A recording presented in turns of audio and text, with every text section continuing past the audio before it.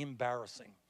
And that is, while virtually every scientist in the world who studies the issue understands that climate change is real, that it is caused by human activity, that it is already causing devastating problems in our country and around the world, we have a president who thinks climate change is a hoax.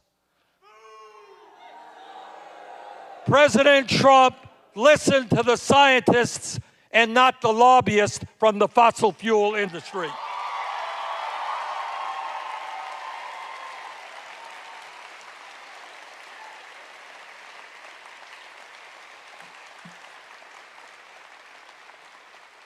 Throughout his campaign for president, Trump told the American people, he said, you know, I am a different type of Republican.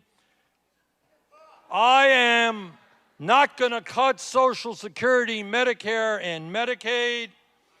I am going to drain the swamp. I am going to take on Wall Street. And by the way, President Obama took too much vacation time. Not me. I'm going to be working 24/7. He told us that he was going to lower the cost of prescription drugs.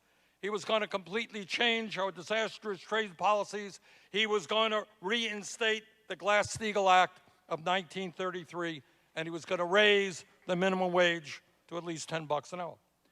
That is what he said during the campaign. Well, it turns out that he lied. It appears that he never had any intention of standing up for working families. And in fact, he is seeking to implement one of the most destructive budgets and policy directives in the history of our country, which, if successful, would wreak havoc on the lives of the working class and middle class of this country.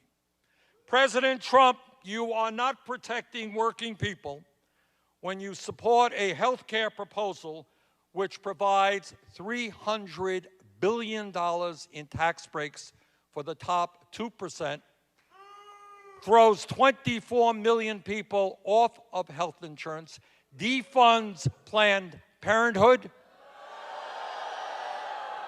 cuts Medicaid by $800 billion, and raises premiums for senior citizens to a very significant degree.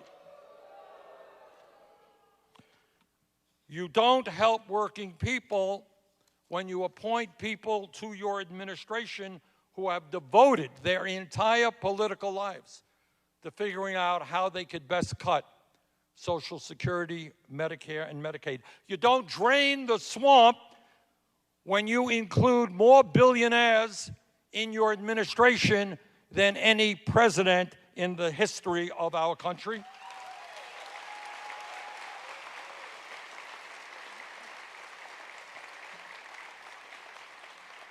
You don't help working families when their relatives are suffering with cancer and diabetes, and yet you slash funding for the National Institute of Health by $5.8 billion.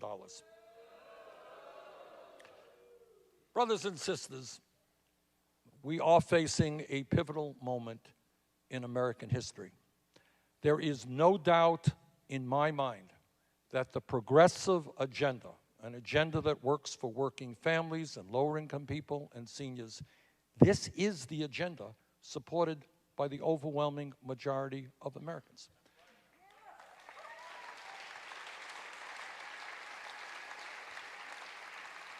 But in order to